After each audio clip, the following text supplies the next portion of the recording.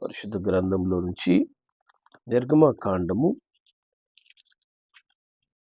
33వ అధ్యాయం 9వ వచనము అలాగే 11వ వచనం మనం చదువుకుందాం. నిర్గమకాండము 33వ అధ్యాయము 9 అలాగే 11 వచనాలు. మోషే ఆ గుడారంలోనికి పోయినప్పుడు మేఘస్తంభము దిగి ఆ గుడారపు ద్వారమును నిలవగా యెహోవా మోషేతో మాట్లాడుచుండెను. మనుష్యుడు తన స్నేహితునితో మాట్లాడినట్లు యెహోవా మోషేతో ముఖాముఖిగా మాట్లాడుచూ ఉండెను. హల్లెలూయా. దేవుని నామానికి మహిమ కలుగుగాక. మరి మన దేవుడు మనతో ఎల్లప్పుడూ మాట్లాడాలి అనేటువంటి ఆశ కలిగిన వాడు. ఆయన మాట్లాడే దేవుడు. ఆయన మౌనముగా ఉండే దేవుడు కాదు. ప్రతినిత్యము ప్రతి విషయంలో నీకు తన ఆలోచన ఇచ్చి నడిపించాలనే ఆశ కలిగిన దేవుడు. హల్లెలూయా. మరి దేవుడు మోషేతో ఒక స్నేహితునితో మాట్లాడినట్లు ముఖాముఖిగా మాట్లాడుతున్నాడు. హల్లెలూయా. కాబట్టి దేవునితో మనం ఒక స్నేహితునితో మాట్లాడిన విధంగా ఆయనతో మాట్లాడేందుకు దేవుడు కృపనిస్తాడు, కృపానుగ్రహిస్తాడు. నిశ్చయముగా ఆయన నీతో మాట్లాడాలని ఆశ కలిగిన దేవుడు. హల్లెలూయా. మరి దేవుడు ఇర్మియా గ్రంథం 33:3లో సెలవిచ్చినట్లు నాకు మొరపెట్టుము నేను నీకు ఉత్తరం ఇస్తానని చెప్పిన దేవుడు ఆయన. మనం అనేక సార్లు దేవుని స్వరాన్ని, దేవుని యొక్క ఆలోచనలు నిర్లక్ష్య పెట్టడం వల్ల, దేవుని స్వరం వినేందుకు మనలో ఆసక్తి లేనందువలనే మనము సొంత నిర్ణయాల్లో, సొంత ఆలోచనల్లో మనము నడుస్తూ ఇబ్బంది పాలవుతూ ఉంటాం. దేవుడు ఎల్లప్పుడూ నీతో మాట్లాడాలని ఎదురు చూసే దేవుడై ఉన్నాడు. మరి ఒకసారి ఇదే విధంగా ఒక యవనస్తుడంట దేవుడు మనతో మాట్లాడతాడు అనే విషయంలో వాక్యాన్ని విని మరి తను వెళ్తూ ఉన్నప్పుడు ఒకసారి ప్రార్థన చేసుకోవాలంట. ఏమంటే, ప్రభువా నువ్వు నిజంగా మనుషులతో మాట్లాడతావంటే మరి ఈ సమయంలో నాతో మాట్లాడు, నేను నీ మాట వింటాను అని. మరి అతడు ఆ మాట అనుకొని వెళ్తూ ఉండగా దేవుడు ఒక మాట అతను చెప్తాడంట. ఏంటంటే, వెంటనే 1 లీటర్ పాలు కొను అని చెప్పాడు. ఇతనికి అర్థం కాలేదంట. దేవా ఇదేంటిది ఇప్పుడు ఈ సమయంలో, మరి రాత్రి సమయం అయిపోయింది, మీటింగ్ ముగించుకొని నేను ఇంటికి వెళ్తున్నాను, మీటింగ్ ముగించుకొని వెళ్ళేటప్పుడు 1 లీటర్ పాలు కొనమంటున్నావు ఎందుకు అని చెప్పని, సరే మామూలుగా సమూయేలు కూడా దేవుని స్వరం ఏంటి అనేది గుర్తించలేకపోయినాడు కాబట్టి నేను లోబడతానని చెప్పి 1 లీటర్ పాలు కొనుక్కొని ముందుకు వెళ్తున్నాడు. అతను వెళ్తూ ఉండగా దేవుడు మళ్ళా చెప్తున్నాడు అంటే ఎడమ పక్క తిరుగు అని. అంటే ఎందుకు ప్రభు ఇప్పుడు ఎడమ పక్క తిరగమంటున్నావు అని చెప్పని, సరే దేవుడు స్పష్టంగా నాతో ఎడమ పక్క తిరుగు అని చెప్తున్నాడు కాబట్టి తిరుగుతానని చెప్పి కొంచెం ముందుకు వెళ్ళాడు. వెళ్ళిన తర్వాత ఒక ఇంటి ముందు ఆగు అన్నాడు. మరి ఎందుకు అబ్బాయి ఆగు అనేటువంటి మనసు నాలో కలుగుతుందని చెప్పని ఆ ఇంటి ముందు ఆగి మరి చూస్తుంటే అప్పుడే సమయం రాత్రి 10 గంటలు దాటి ఉన్నందువల్ల అంతా కూడా అక్కడ కటిక చీకటిగా ఉంది. మరి ఎందుకు ఇక్కడ ఆగాలని ఒక ఆలోచన నాలో దేవుడు కలుగజేస్తున్నాడు. ఇది దేవుడిచ్చిన ఆలోచన లేకపోతే నేను ఆలోచిస్తున్నానా అనుకుంటున్నాడంట. ఆ సమయంలో మళ్ళా ఒక మనసులో ఒక ఆలోచన ఏంటంటే, నీకు ఎదురుగున్నటువంటి ఆ ఇంటికి వెళ్ళి ఈ పాలు అక్కడ ఇచ్చేసేయి అని చెప్పాడు. అంటే ఇదేం ప్రభువా నువ్వు ఏంది ఈ టైంలో వెళ్ళమంటున్నావు, అక్కడ లైట్లన్నీ ఆఫ్లో ఉన్నాయి, మరి వెళ్ళి పాలు ఎత్తుకుపోయి ఇవ్వమని చెప్తున్నావు, నేను ఎందుకు పోవాలి, ఎందుకు ఇవ్వాలి, మళ్ళీ వాళ్ళు నన్ను చూసి పిచ్చోడు అనుకుంటారు అని అనుకొని, లేదు దేవుడు మళ్ళా నువ్వు విల్లు అనేటువంటి ఆ యొక్క లోపల అంతరంగంలో దేవుడు చెప్తుండగా దానికి లోబడిపోయి తలుపు తట్టి పిలిచాడంట. అంతలోకి ఒక అతను బయటకు వచ్చి మీరెవరు అని అడిగాడు. దానికి ఆయన చెప్తున్నాడు, ఆయన చెప్పాడంటే, ఇదిగో మీకోసం పాలు తీసుకొచ్చాను. ఆ పాలు ప్యాకెట్ వైపు చూసినటువంటి ఆ వ్యక్తి ఇంకేం మాట్లాడకుండా పాలు తీసుకొని లోపలికి వెళ్ళి వాళ్ళ ఇంట్లో చిన్న బిడ్డ ఏడుస్తూ ఉన్నట్టు. మరి వెంటనే ఆ పాలను కాల్చి వాళ్ళ భార్య చేతికి ఇస్తే పాలను కాల్చి మరి ఆ బిడ్డకు పాలు తాగిపించారంట. అప్పుడు ఆ బయటకు వచ్చిన వ్యక్తి చెప్తున్నాడంట, మేము ఇప్పుడు ప్రార్థన చేస్తూ ఉన్నాము, మా దగ్గర ₹1 కూడా డబ్బులు లేవు, చిన్న బిడ్డకు పాలు కొనడానికి ఎలా అని చెప్పి ప్రభువా సహాయం చేయని మేము ప్రార్థన చేస్తున్నప్పుడు దేవుడే నిన్ను పంపించాడు అని చెప్పి ఆ యువకుడితో చెప్పినప్పుడు ఇతనికి నోట మాట రాలేదంట. వెంటనే జోబులోంచి పర్స్ తీసి తన దగ్గర ఉన్నటువంటి ఇంకొంచెం డబ్బులు కూడా చేతిలో పెట్టి వెంటనే అక్కడి నుంచి వెనుదిరిగి వెళ్తూ దేవుడు ఈ విధంగా ప్రార్థించినప్పుడు జవాబిస్తాడు అని తెలుసుకొని దేవుని దగ్గర పశ్చాత్తాపడ్డాడు. ఇది ఒక నిజంగా జరిగిన ఒక సంభవం. కాబట్టి దేవుడు మాట్లాడతాడా అంటే ప్రతి నిత్యము నీతో కూడా మాట్లాడుతూ ఉంటాడు. ప్రతి చిన్న విషయంలో కూడా నీతో మాట్లాడతాడు. ప్రతి చిన్న విషయంలో తొందరపడకుండా దేవుని ఆలోచన కొరకు మనము ఎదురు చూసినప్పుడు దేవుడు నీతో మాట్లాడడానికి ఎప్పుడు ఆసక్తిగా ఉంటాడు. దేవుని వాక్యం చెప్తుంది మరి యిర్మీయా గ్రంథము 32వ అధ్యాయం 33వ వచనంలో, యిర్మీయా 32:33 వచనం దేవుని వాక్యం చెప్తుంది, నేను పెందలకడ లేచి వారికి బోధించినను వారు నా బోధన అంగీకరింపకపోయిరి, వారు నా తట్టు ముఖము తిప్పుకొనక వీపునే తిప్పుకొనడి. కాబట్టి చూడండి, దేవుడు చాలాసార్లు మనతో మాట్లాడతారంట. మాట్లాడినప్పుడు మనమే ఏం చేస్తుంటాము, బోధన అంగీకరించం. బోధకు ఇది దేవుని స్వరం కాదేమో, నా సొంత ఆలోచనేమో అనే విధంగా మనం ప్రవర్తిస్తుంటాం. మరి దేవుని స్వరము ఎప్పుడైతే మనం వింటామో మన హృదయములో కలవరం అనేది లేకుండా ఈ పని చెయ్యి అని దేవుడు మీకు హృదయములో సంతోషాన్ని కలగజేసి ఆ పని చేయిస్తాడు. అట కాకుండా మనము ఇష్టం లేకుండా అయిష్టతతో ఒక పని చేస్తున్నాము అంటే ఆ పని చేయడానికి మనస్ఫూర్తిగా కాకుండా ఏదో కష్టం నువ్వు చేస్తున్నావు అంటే అది దేవుడు నీకు చెప్పని పని, చెయ్యకూడని పని అనేది మనము చాలా సులువుగా తెలుసుకోవచ్చు. దేవుని బిడ్డలైన మనము ఎప్పుడు కూడా మనము ప్రభు సన్నిధిలో కనిపెట్టాలి. దేవా, ఈ పని నేను చేయాలనుకుంటున్నాను, నువ్వు నాతో మాట్లాడు, నువ్వు నాకు ఆలోచన, నువ్వు నన్ను నడిపించు అని ఎప్పుడైతే కనిపెడతామో దేవుని యొక్క మెల్లని స్వరము నువ్వు వినగలవు. దేవుడు నీతో మాట్లాడతాడు. మనము ఆ వినేందుకు సమయం కేటాయించాలి. కీర్తనాకారుడు చెప్తాడు, కీర్తన గ్రంథము 5వ అధ్యాయము 3వ వచనంలో, 5:3, యెహోవా ఉదయమున నా కంఠస్వరం నీకు వినబడును, ఉదయము నా ప్రార్థన నీ సన్నిధిని సిద్ధం చేసి కాచి ఉండును అంటాడు. కాచి ఉండే అనుభవం దేవుని బిడ్డలకి చాలా అవసరం.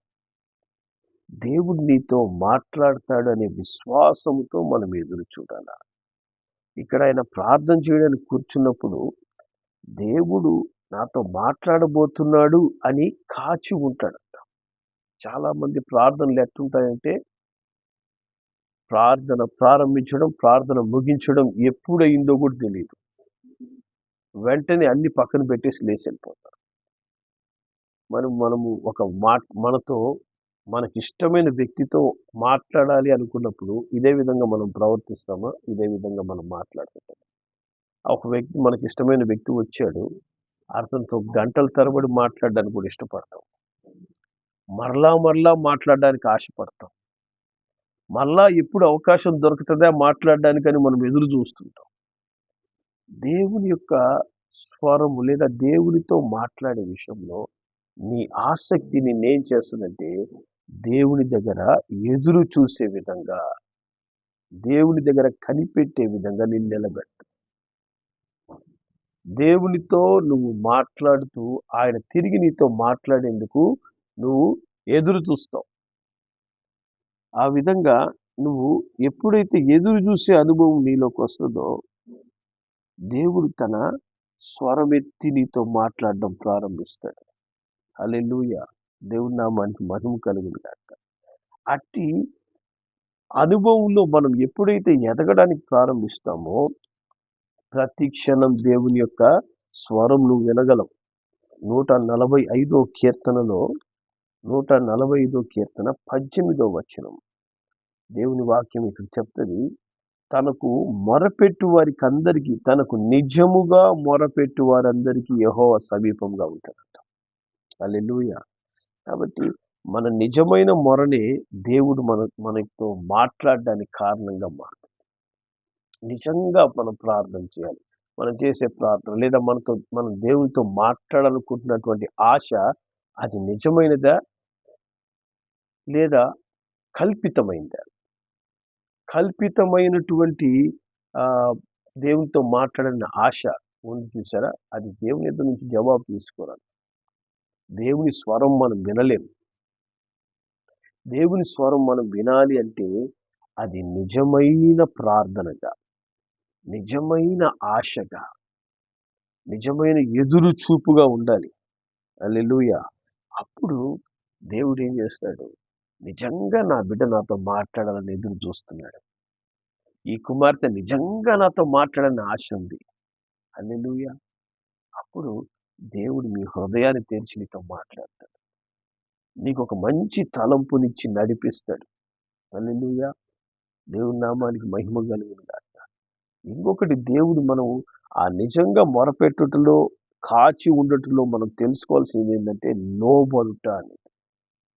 దేవుని యొక్క మాటకు లోబడే మనస్సు నీలో ఉందా లేదా అని ప్రభువు చూస్తాడు.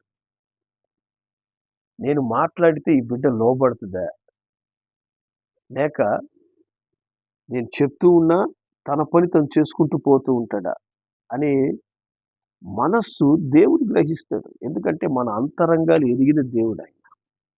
మనతో ఒకసారి మాట్లాడతాడు, ఈ పని చేయమంటాడు, మనము చేయలేదనుకోండి ఇంకొకసారి మాట్లాడతాడు, చేయలేదనుకోండి ఇంకొకసారి అలాగే రిపీట్ అవుతున్నప్పుడు మాట్లాడడం ఆపేస్తాడు.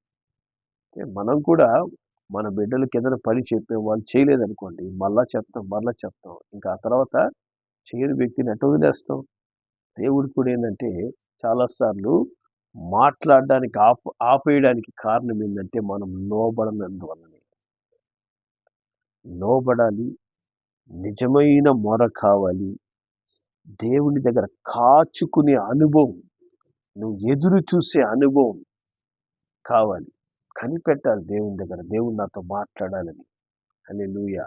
మనము ఒక పెద్ద వ్యక్తిని, ముఖ్యమైన వ్యక్తిని కలిసేందుకు ఆయన అపాయింట్మెంట్ కొరకు మనం ఎలా ఎదురు చూస్తామో, అపాయింట్మెంట్ ఎట్లా తీసుకుంటామో, ఆయనకి ఇచ్చే విలువ కూడా చాలా మంది దేవునికి ఇవ్వరు. ఒక పెద్ద వ్యక్తిని కలవడానికి ఒక వారం ముందో లేదా ఒక డాక్టర్ని కలవడానికి, ఈ మధ్య నెల్లూరులో డాక్టర్స్ కూడా కలవాలంటే వారం ముందు బుక్ చేసుకుంటేనే వాళ్ళు అపాయింట్మెంట్ ఇస్తున్నారు. ఒక డాక్టర్ని కలవడానికి, ఒక ముఖ్యమైన వ్యక్తిని కలవడానికి అపాయింట్మెంట్ తీసుకొని వాళ్ళు చెప్పిన టైంకి ముందుగానే పోయి ఎదురు చూస్తున్నామే, వాళ్ళకి ఇచ్చేంత విలువ కూడా చాలా మంది దేవునికి ఇవ్వరు. దేవుడు ఎట్లా ఉండాలంటే వీళ్ళ కింద పనివాడిలా ఉంటూ, వీళ్ళు ఒక్క క్షణం ప్రార్థన చేస్తే ఆ ఒక్క క్షణంలోనే దేవుడు జవాబు ఇచ్చేసేయంగానే వీళ్ళు ఆమెన్ లేచి వెళ్ళిపోయి ఇంకా వాళ్ళ పనులలో ఉంటారు. ఇంకా అంతకు మించి నేను ప్రార్థన చేయను, కనిపెట్టను, నాకు నువ్వు బానిసగా ఉండాలన్నట్టు దేవుని ఉపయోగించుకుంటుంటారు. దేవునికి అది ఇష్టం లేదు. అంతేకాకుండా దేవుడు, నేను సృష్టికర్తను, నువ్వు ఈ విధంగానే నా దగ్గర ప్రవర్తించాలని కూడా దేవుడు కోరుకోడు. ఆయన ఒక స్నేహితునిలాగా నీవు ఆయన దగ్గర కాచుకుంటావా లేదా, నిజంగా ఆసక్తితో నా దగ్గరకు వస్తున్నావా లేదా, నా స్వరం వినాలనే ఆశ నీలో ఉందా లేదా, ఇది చూస్తాడు దేవుడు. హల్లెలూయా.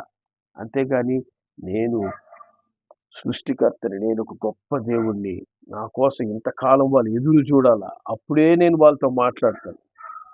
అటువంటి అతిశయం దేవునిలో కనుక ఉన్నట్లయితే మన కొరకు ఆయన తను తాను తగ్గించుకొని శిలవలో అంత ఘోరమైనటువంటి మరణాన్ని స్వీకరించడు ఆయన.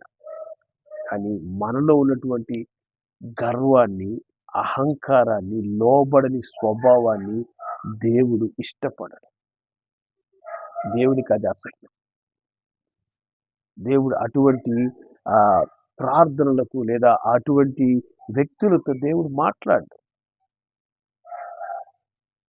దేవుని బిడ్డలైన మనము మరి ఏ విధంగా ఉండాలి చూడండి.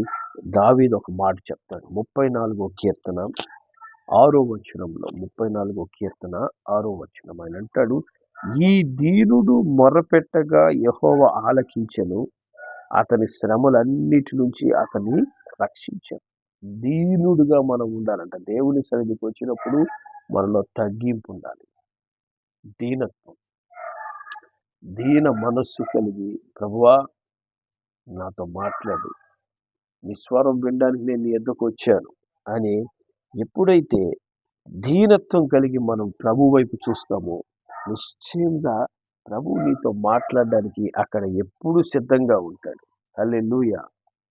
4వ వచనం 34:4 అంటాడు, నేను యెహోవా యొద్ద విచారణ చేయగా ఆయన నాకు ఉత్తరం ఇచ్చాను, నాకు కలిగిన భయములన్నిటి నుండి ఆయన నన్ను తప్పించెను. హల్లెలూయా. చూసారా, తగ్గించుకొని మరి రాజు దేవుని సన్నిధిలో విచారణ చేస్తున్నప్పుడు దేవుడు జవాబిస్తున్నాడట.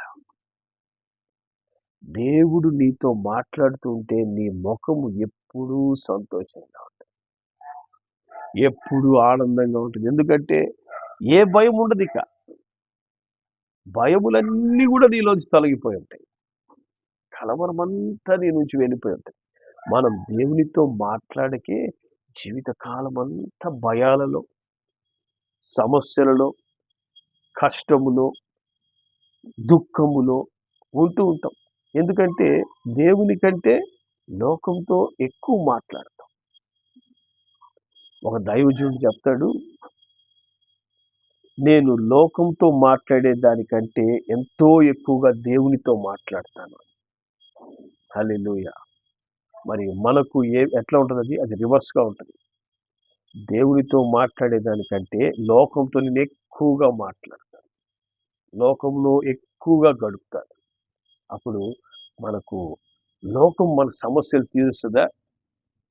లోకము మనకు అన్ని విషయాల్లో సహాయం చేయగలదా? నీ ఆత్మ రక్షించగలదా? నిన్ను ఉజ్జీవింపజేయగలదా? నువ్వు ఎదుర్కొంటున్న పరిస్థితులన్నింటిలో లోకము నిన్ను తప్పించగలదా? మరలా దానికి జవాబు ఎక్కడికి రావాలి? దేవుని దగ్గరికి రావాలి. లోకంలో అంతా నష్టపోయిన తరువాత మనం అప్పటి వరకు మాట్లాడని దేవుని వైపుకు జరుగుతాం, ప్రభువా అని. మరి దేవుని కృప ఉంటే, దేవుని కనికరం ఉంటే దేవుడు కనికరించి అప్పుడన్నా మాట్లాడతాడు. కాబట్టి మనం ముందుగానే ఆ పరిస్థితి రాకముందే ప్రభువుతో ఒక క్రమమైన అనుభవం, క్రమమైన సహవాసం ప్రభువుతో ఉండాలి. ప్రతి చిన్న విషయంలో ఇది నేను చెయ్యాలా వద్దా, నేను చెయ్యమంటావా వద్దా, నాతో మాట్లాడు అని కొంత సమయం వెయిట్ చేయండి. దేవుడు నీకు ఒక ఆలోచన పుట్టిస్తాడు, ఒక వాక్యం ద్వారా మాట్లాడతాడు, ఒక స్వరము వినిపిస్తుంది, లేదా ఒక వ్యక్తుల ద్వారా మాట్లాడతాడు. దేవుడు మాట్లాడేంత వరకు నువ్వు ఎదురు చూసి తగ్గించుకునే అనుభవం మనలో లేనందువల్లే ఎన్నో సమస్యల్లోకి మనం ఇరుక్కుంటాం, ఎన్నో సమస్యలు కొని తెచ్చుకుంటాం. హల్లెలూయా. మరి దావీదు ప్రతి విషయంలో దేవుని దగ్గర విచారం చేస్తున్నాడట. మోషే దేవునితో ఒక స్నేహితునిలాగా మాట్లాడుతున్నాడు. హల్లెలూయా. ఇద్దరు నీ స్నేహితుడు ఎవడు? ఎవరితో నువ్వు ఎక్కువ స్నేహం చేస్తున్నావో అతడే నీ స్నేహితుడు. కొంతమందికి సాతానే స్నేహితుడుగా ఉంటాడు, కొంతమందికి లోకంలో స్నేహితులే ఎక్కువ స్నేహితులుగా ఉంటారు, కొంతమందికి సెల్ ఫోను గొప్ప స్నేహితుడు. కొంతమందికి వాళ్ళకి ఇష్టమైన వాళ్ళే ఎక్కువ స్నేహం, వాళ్ళతోనే స్నేహం చేస్తుంటారు. కొంతమందికి ఏంటంటే వ్యర్థమైన విషయాలు ఆలోచించడమే స్నేహం. అంటే తమను తామే స్నేహితులుగా చేసుకుంటారు వాళ్ళు. ఈ స్నేహాలన్నీ కూడా మనకు మేలుని తీసుకొని రావు కానీ కీడుని చేస్తాయి. దేవునితో స్నేహం చేయగలిగితే, దేవునితో మాట్లాడాలనే ఆశ నిజముగా నీలో ఉన్నట్లయితే, దేవుడు అద్భుతమైన స్నేహితుడిగా నీతో ఉంటాడు. ఆయనతో స్నేహము దినదినము నిన్ను బలపరుస్తుంది, నిన్ను ఉజ్జీవింపచేస్తుంది, నిన్ను ప్రతి విషయములో నడిపిస్తుంది, ఆశీర్వదిస్తుంది. దేవునితో స్నేహం చేసే వ్యక్తి ఈ లోకంతో చాలా తక్కువ స్నేహం కలిగి ఉంటాడు. లోకంలో ఎక్కువ కనపడ్డు, లోకంలో ఉన్నా కూడా తన మనస్సు దేవునికి ఇచ్చి ఉంటాడు. హల్లెలూయా. ఈ దినం నీ మనస్సు దేని మీద ఉందో అతడే నీ స్నేహితుడు. మోషే స్నేహితుడు దేవుడై ఉన్నాడంట. హల్లెలూయా. దేవుని నామానికి మహిమ కలుగునుగాక. దేవునితో దైవజనులు మట్టుకే స్నేహం చేస్తారంటే దేవుడు అందరితో స్నేహం చేస్తాడు. దావీదు రాజు స్నేహం చేశాడు దేవుడు. హల్లెలూయా. కాబట్టి మనము ఏ పని చేస్తూ కూడా దేవునితో స్నేహం చేయగలం. ఏ పనిలో ఉంటూ కూడా దేవునితో స్నేహం పునరుద్ధరించుకోగలం. కాబట్టి ఈరోజు మనం ఆలోచిద్దాం. ప్రతి చిన్న విషయాన్ని నేను దేవుని మీద ఆధారపడుతున్నానా, నా సొంత నిర్ణయాల మీద ఆధారపడుతున్నానా, నేను ఎక్కువ సమయం ఎవరితో స్నేహం చేస్తున్నాను, ఎవరి ఆలోచనలు నన్ను నడిపిస్తున్నాయి. కాబట్టి దేవుని ఆలోచనలు మనం నడిపించాలి. పరిశుద్ధ గ్రంథంలో ఉన్న పరిశుద్ధులందరూ కూడా దేవుని ఆలోచనతో నడిచారు. దానికోసం ప్రయత్నం చేయండి. ఒక రోజులో నీకు కుదరలేదు, రెండో రోజు ప్రయత్నం చేయండి. దేవుడు ఏదో ఒక తలంపు ఖచ్చితంగా నీకు ఇస్తాడు. మొట్టమొదట దేవుని స్వరం విననీయకుండా ఆటంకపరిచేటటువంటి మన మన మైండ్లో చెత్త ఉంటుంది. ఈ చెత్త పనికిమాలిన లోకపు చెత్త, ఈ లోకపు చెత్త అంతా బయటికి పోవాలని ప్రార్థన చేయండి. ఈ చెత్త క్లీన్ చేస్తేనే దేవుని స్వరం కరెక్ట్గా ఉంటుంది. ఇప్పుడు సెల్ ఫోన్లో సిగ్నల్ సరిగా రావడం లేదంటే సర్వీస్ ఇస్తారు. సర్వీస్ ఇచ్చిన తర్వాత ఫోన్ మళ్ళీ సరిగా పనిచేస్తుంది. అదేవిధంగా మనం బుర్రం కూడా సర్వీస్ చేయాలి. మన మైండ్ సర్వీస్ చేస్తేనే దేవుని స్వరం మనం వింటాం. లేకపోతే మన మైండ్ ఎంత ప్రయత్నించినా చెత్త ఆలోచనలు, పనికిమాలిన లోక సంబంధ విషయాలే వస్తాయి. ఎందుకంటే అప్పటిదాకా మన మైండ్ని ఆ విధంగా ఉపయోగించాం కాబట్టి మన మైండ్ మొదట ఎంప్టీ చేయాలి అంటే అది దేవుడిని మట్టికే చేయగలరు. దేవుని సన్నిధిలో మన మైండ్ని ఖాళీ చేసుకోవాలి, మన బ్రెయిన్ ఖాళీ చేసుకోవాలి. దేవా, నా యొక్క మైండ్లో ఉన్నటువంటి వ్యర్థమైన ఆలోచనలన్నీ తీసివేసి దేవుని స్వరం వినగలిగేటటువంటి మనస్సు నాకు ఇవ్వండి నాయనా, నీ రక్తముతో నన్ను కడగండి అని మీ ఆలోచనలు, తలంపులన్నీ దేవునికి ఇచ్చి కడిగిపోయింది. ఆ తర్వాత చక్కగా మీరు దేవుని స్వరం వినడం ప్రారంభిస్తారు. ఒక అద్భుతమైన స్నేహితుడిని ఇంతకాలం నేను కోల్పోయాను అని బాధపడతారు ఖచ్చితంగా. కాబట్టి ప్రభువు మనతో స్నేహం చేయాలని సిద్ధంగా ఉన్నాడు. దేవునితో మాట్లాడదాం. దేవుడు అట్టి కృప మీకు దయచేయునుగాక. ప్రార్థన చేద్దాం. ప్రేమగల మా తండ్రి, నీకు వందనాలు, స్తోత్రాలయ్యా. తండ్రి, ఈ లోకంలో ఒక నిజమైన స్నేహితుడు అనే వ్యక్తి ఉన్నారంటే అది మీరు మాత్రమే యేసయ్యా. నిజమైన స్నేహితుడు గొర్రెల కొరకు ప్రాణం పెడతాడు, తన బిడ్డల కొరకు ప్రాణం పెడతాడు. అంతకంటే గొప్ప స్నేహితుడు లేరని వాక్యం చెప్తాడు. తండ్రి, మీరు మమ్మల్ని ప్రేమించి మీ సమస్తాన్ని మా కొరకు ఇచ్చినా కూడా తండ్రి, మీతో స్నేహం చేయలేనటువంటి తండ్రి మూర్ఖమైనటువంటి వ్యక్తులుగా మేము ఉంటున్నాం. మాట వినని వ్యక్తులుగా మేము ఉంటున్నాం. సమస్యల్లో కొని తెచ్చుకుంటున్నాం. మమ్మల్ని క్షమించండి. నిజ స్నేహితులతో స్నేహం చేయడం, దేవునితో స్నేహం చేయడం మా జీవితంలో అన్నిటికంటే ముఖ్యమైన పని అని మేము ఎరిగి అయినా ప్రభు వెంట నడిచేందుకు, ప్రభు యొక్క ఆలోచన తీసుకునేందుకు, ప్రభు చిత్తంలో అయినా అంతకంతకు ముందుకు నడిచేందుకు మాకు సహాయం చేయమని, మమ్మల్ని బలపరచమని యేసు నామంలో ప్రార్థిస్తున్నాం తండ్రి. ఆమేన్.